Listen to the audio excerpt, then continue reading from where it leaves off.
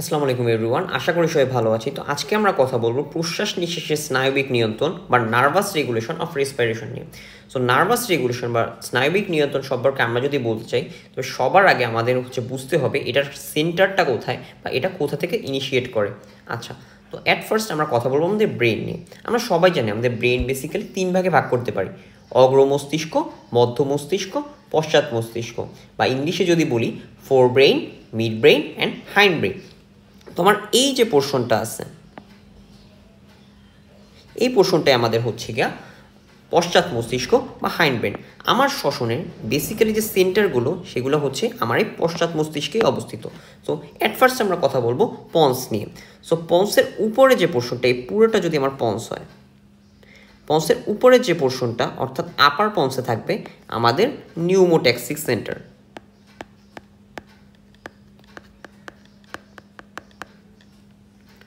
আর lower পন্সে যেটা সেখানে থাকবে আমাদের অ্যানিউইস্টিক সেন্টার।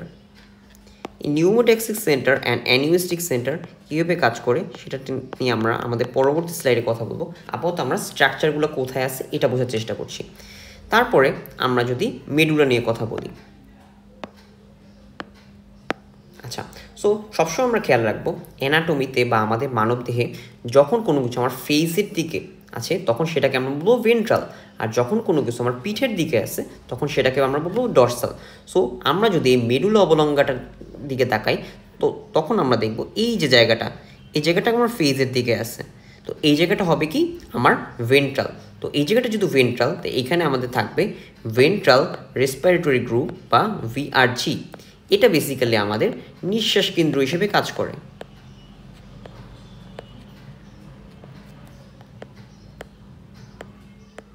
ওকে, আচ্ছা, আর এই জায়গাটা যেহেতু আমার পিঠের দিকে আছে, তো এই জায়গাটা হবে আমাদের ডর্সাল। তাই এইখানে থাকবে আমাদের ডর্সাল রেসপিরেটরি গ্রুপ বা ডিআরজি। তা এই জায়গাটা আমাদের প্রশ্বাস কেন্দ্র হিসেবে কাজ করবে।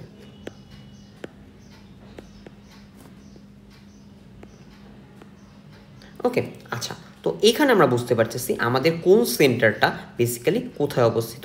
সো চলো আমরা পরের স্লাইডে দেখে নিব নিউমোট্যাক্সিক সেন্টার আর অ্যানিউইস্টিক সেন্টার বলতে আমরা বেসিক্যালি কী বোঝাচ্ছি। আচ্ছা, অ্যাট ফার্স্ট আমি নিউমোট্যাক্সিক ওয়ার্ডটাকে একটু ভাঙবো।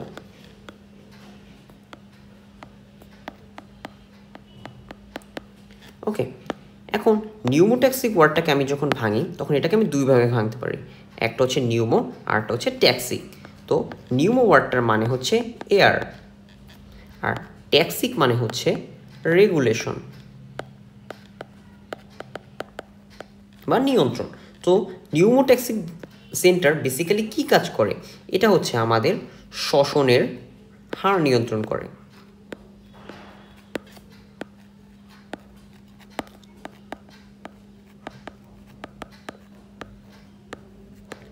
বা আমি যদি ইংলিশে বলতে চাই তখন আমি বলতে পারি রেট অ্যান্ড রিদম কন্ট্রোল করে। ওকে, পরবর্তীতে আমি যদি অ্যানিউইস্টিক সেন্টার সম্পর্কে জানতে চাই,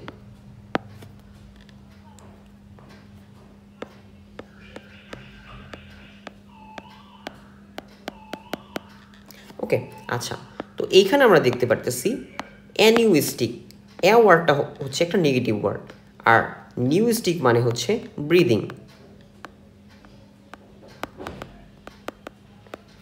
তো এই যে অ্যানিউইস্টিক সেন্টার, এটা বেসিক্যালি কী কাজ করবে? এটা লম্বা সময় ধরে শ্বাস নেওয়া বা প্রোলংড ইনহেলেশনে হেল্প করবে।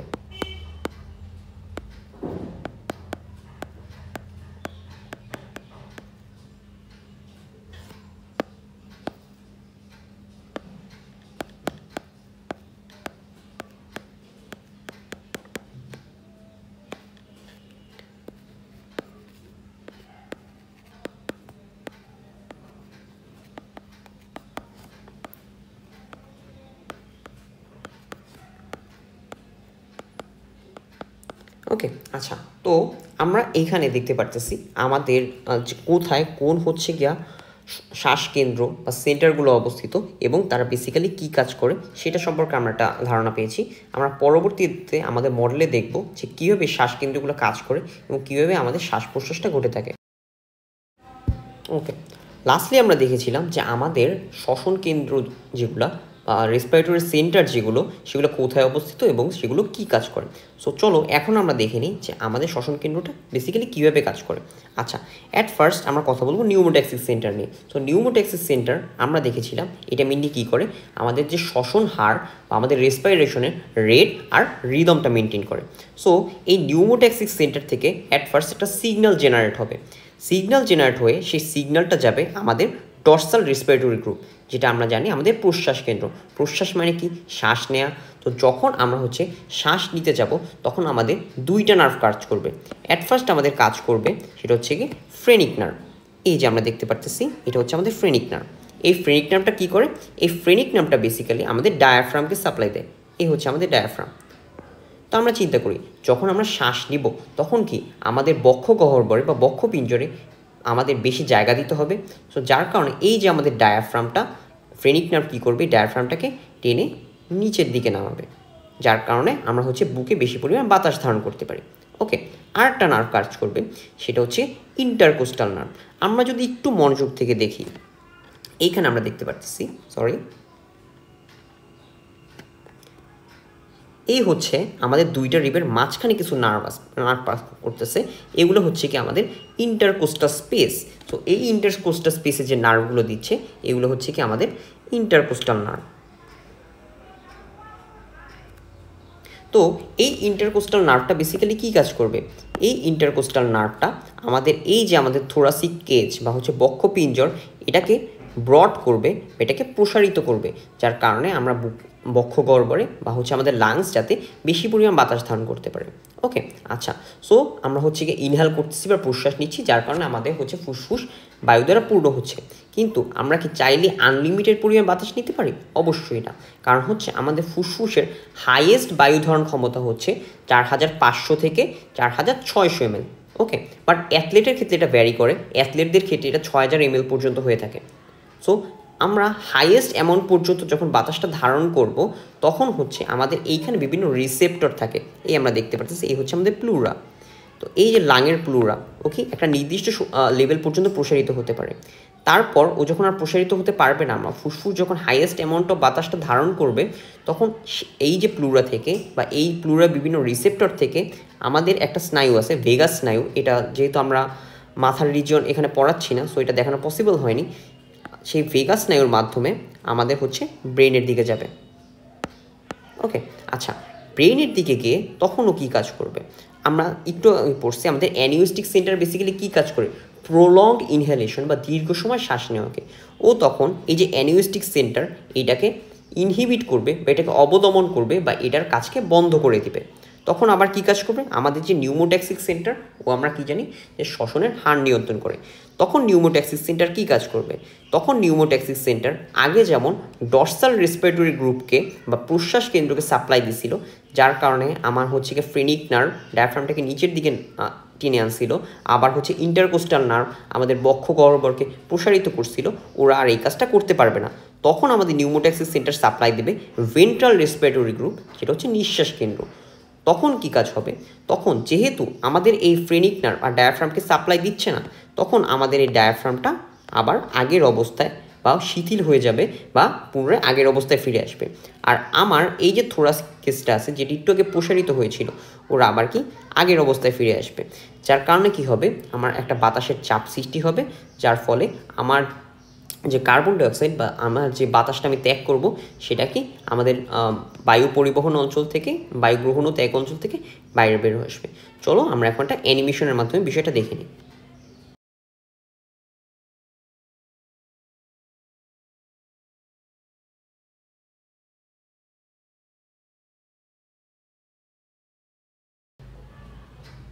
ওকে, তো আমরা দেখেছি শ্বসনের স্নায়বিক নিয়ন্ত্রণ বা নার্ভাস রেগুলেশন। এখন আমরা কথা বলবো শ্বসনের রাসায়নিক নিয়ন্ত্রণ বা কেমিক্যাল রেগুলেশন নিয়ে।